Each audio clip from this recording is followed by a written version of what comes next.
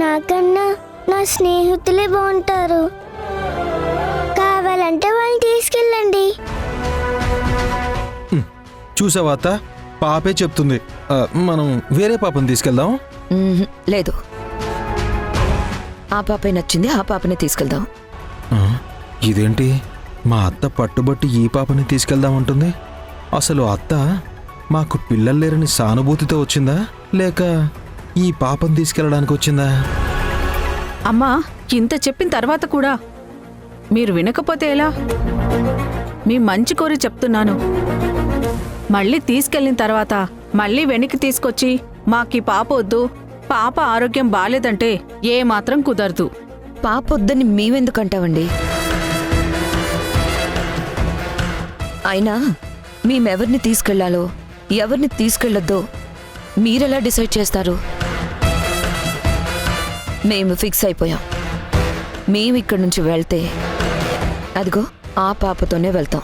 సరే, మీరు పట్టుబడుతున్నారు కదా, మీ ఇష్టం.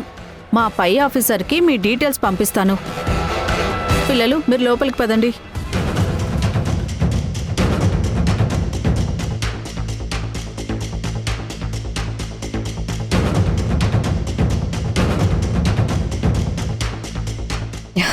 పాప, నీ పేరేంటమ్మా? భూమి.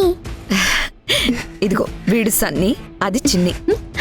నీకు అమ్మా నాన్నల్లాంటి వాళ్ళు. ఇవి నీకు అమ్మమ్మ లాంటిదిలే అమ్మా. రేయ్, అమ్మమ్మ అని పరిచయం చేయడం ఇప్పుడు అవసరమా? మరి ఇంటికి వెళ్ళిన తర్వాత అయినా పాప నిన్ను అమ్మమ్మ అని పిలవాలి కదా. లేదురా, ఆంటీ అని పిలుస్తుంది. చిన్నీకి నువ్వు పిన్ని అయినప్పుడు చిన్ని కూతురు నిన్ను ఆంటీ అని పిలుస్తుందా? దీన్నే వయసు కప్పిపుచ్చడం అంటారు. నువ్వు నోరు మూస్తావా కొంచెం?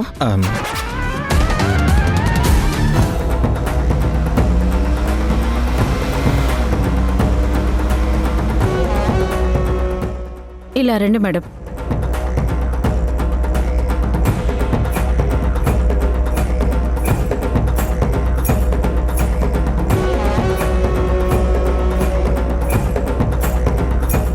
మీ డీటెయిల్స్ అన్నీ మా ఆఫీసర్కి పంపిస్తాను.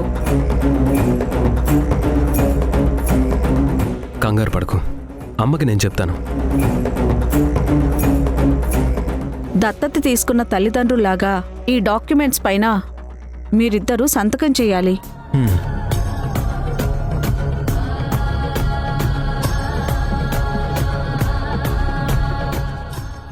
బాబు, కొంచెం త్వరగా పోనివా.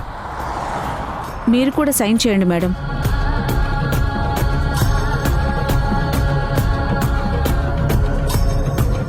ఎన్ని సంతకాలు పెట్టించుకుంటారండి? ఆస్తంతా రాయించుకునేలా ఉన్నారు. మా ఫార్మాలిటీస్ మాకుంటాయి సార్. పాప, నువ్వు వెళ్ళి త్వరగా రెడీ అయ్యిరామా, మనం ఇక్కడి నుంచి వెళ్ళిపోదాం. నీకు ఒక మంచి లైఫ్ రాబోతుంది, సరేనా? అలాగే అమ్మా. ఓ, వెళ్ళి లగేజ్ తీసుకుని రా.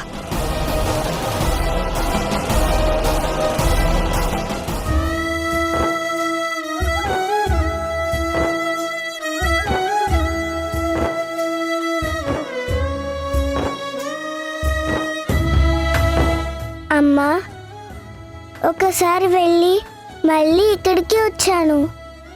ఇప్పుడు రెండోసారి వెళ్తున్నాను. ఏమోనమ్మా, నా జీవితం మొత్తంలో ఏం జరుగుతుందో ఏమో నాకేం అర్థం కావట్లేదు. ఆమెమో నేను రోగిష్టిదాన్నని నా గురించి అబద్ధాలు చెప్పింది. వచ్చిన వాళ్ళేమో అయినా పర్వాలేదని నన్ను తీసుకెళ్తానంటున్నారు. కనీసం వీళ్ళ ద్వారా అయినా నాకు న్యాయం జరుగుతుందా అమ్మా? నేను ఇక్కడి నుంచి వెళ్ళినా శివయ్య ఎప్పుడు నాతోనే ఉంటాడు కదా.